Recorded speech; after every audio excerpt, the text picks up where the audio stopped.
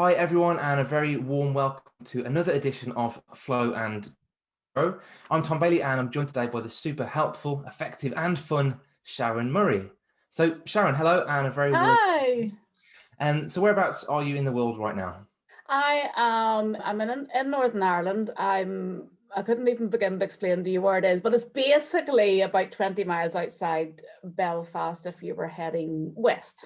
Great, perfect, beautiful, and obviously beautiful part of the world, but we're all trapped indoors nowadays, aren't we, because of COVID? So, probably not able to appreciate as much as you'd like. I know, because it is lovely. It was very frosty today, so that was my decision to not go for a walk. I was using that excuse. Oh, no, it's far too frosty. I might fall. Stay in the warm, exactly. Right, so off the subject of Northern Ireland and COVID, interesting though as they are, let's get on to the subject of Sharon Murray. So Sharon is a LinkedIn confidence coach and the host of Clarity to Client, the LinkedIn Confidence Club. Now, if you've stalked Sharon as much as I have around the internet, you'll know that Sharon coaches business owners on all things LinkedIn, but she does this with a twist and is on a mission to challenge the LinkedIn stereotype. So definitely somebody to follow if you're interested in achieving success on LinkedIn. And Sharon, thanks again for your time today. No problem. So our title today is How to Get Real Results on LinkedIn Without the Boring Salesy BS. And Sharon is going to show us how to do that in just 7 minutes. So Sharon, your time starts now. So question number one is, who is your ideal client and what is the biggest challenge that they typically face?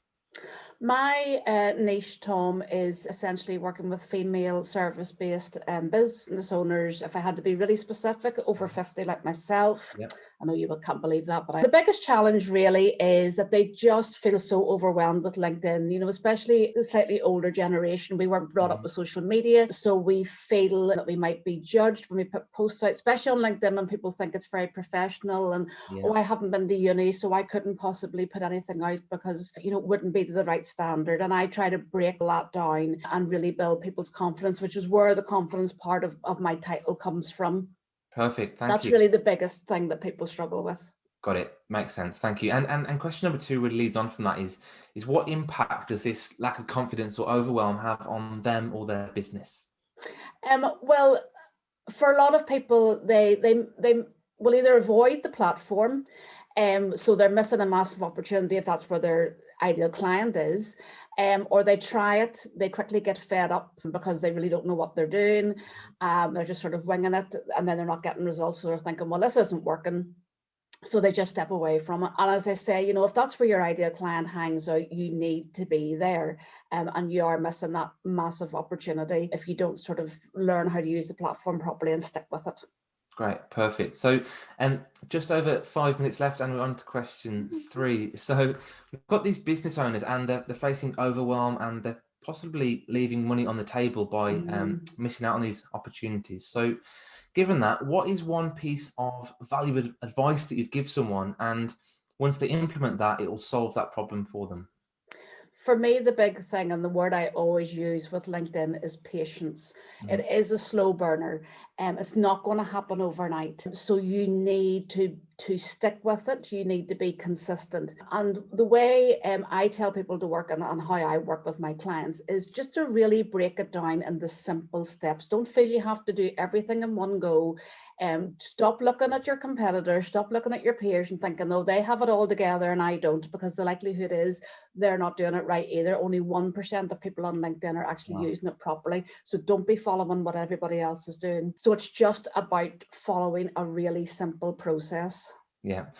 So following step-by-step guidelines, being patient, and not trying to compare yourself to other people who've probably been doing it for several years and still aren't doing it right. Yeah. Basically. Great. So next question, or I guess this is an ask. What is one valuable free resource that you can direct people to that will help them with this problem? Yeah, I have done an ebook, Tom. It's my own proven formula that I use for my clients. It's called the 5C System to LinkedIn Success, which is essentially clarity, confidence, connection, content, and conversion. People can download that if they connect with me on LinkedIn and put in the code word podcast, so I know that that's how you have got to know me, is from listening or watching the podcast, and I will simply send the link. Excellent, perfect. So just to reconfirm then, so connect with Sharon Murray on LinkedIn, and if you type in Sharon Murray Confidence Coach, you will absolutely be able to connect with her, send a connection request, and type in the word podcast. Yep. And then what will happen is Sharon will send you a link to a landing page. Yeah, perfect. And then you can download that ebook. Great. I think I'll go and download it myself. So we've got just under 3 minutes left, and question 5 is, what is the one question that I should have asked you that would have given great value to this audience? The one question you should have asked me is, what is the first step that I should take to create a compelling LinkedIn profile? And what is it? And what is it? It is all about making sure your profile is about your client and not about you. I have done numerous posts and rants and raves about stop writing your profile like a CV. If it's for lead generation, nobody is interested, nobody cares. If you went to uni, if you have a degree, if you have awards and everything, if you can do open heart surgery, nobody gives a, because all they want to know is, I have a problem, how are you going to solve it? End of story. So please, please, please make your profile all about your client. It should be the word you, not I. Fantastic. Perfect. Thank you. Makes loads of sense. And now you said that, I've seen so many profiles which are perfect. So we've got loads of time left. We've got just under 2 minutes left. And question 6 is, what would you say is your greatest failure you've ever made in either life or in business, and what did you learn from it? God, there's been that many. I couldn't even tell you which one I'm gonna go with. The biggest one, I suppose, is when I started out. I started as a virtual assistant, and in the early days, as anybody does, you sort of take on anybody and everybody because you're thinking, well, I need the money.